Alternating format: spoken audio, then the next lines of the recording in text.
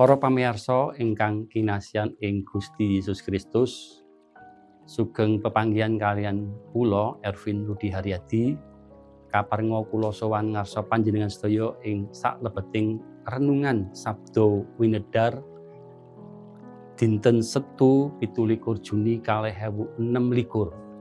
Waosan kitab suci kapetik saking Yeremia 18 ayat 1 dumugi sekawan, Jabur 89 ayat 1 dumugi sekawan, kasambet ayat gangsal 11 dumugi 18, Lukas 17 ayat 1 dumugi sekawan, kanthi irah-irahanipun prajanjenipun Gusti langgeng. Ingkang dasaripun kapetik saking Jabur 89 ayat sekawan. Ingkang mekaten swarosipun, Paduka sampun ngendika, ingsun wis karya prajanjian kalawan pilihan ingsun. Ingsun wis supaos marang Daud abdi ningsun. Para pamirsa, kados dene kawontenanipun Gusti Allah menika langgeng, prajanjianipun Gusti dumateng manungsa ugi langgeng. Prajanjen ingkang nedahaken panguwaosipun Gusti ingkang boten saged dipun jajaki dening manungsa. Contonipun bab ingkang kapratelakaken dhateng abdi pilihanipun inggih Prabu Daud.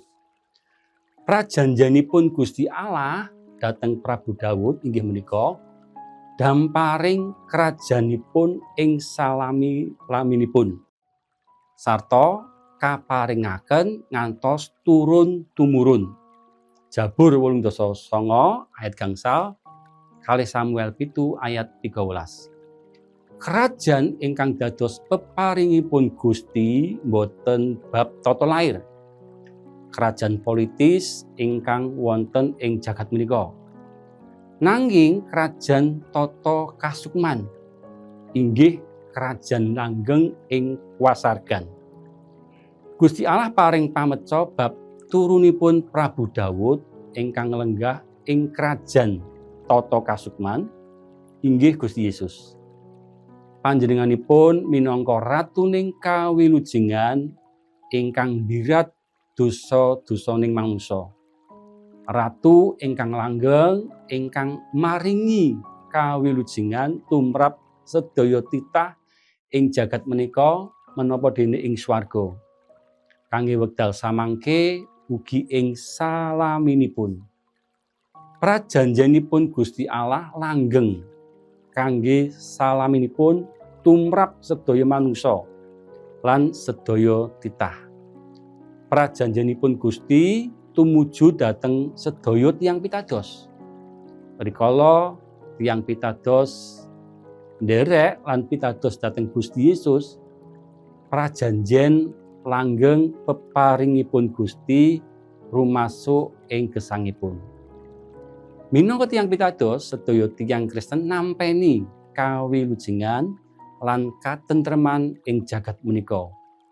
Ugi rikala seda nampi sih nugraha ing swarga.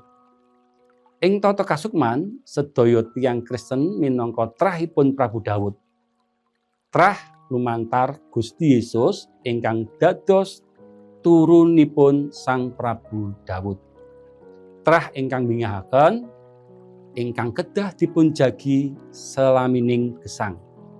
Ateges minangka timbalan monggo tansah nggadahi kapitadosan ingkang boten nate telas dumateng Gusti Yesus minangka juru wilujenging jagat.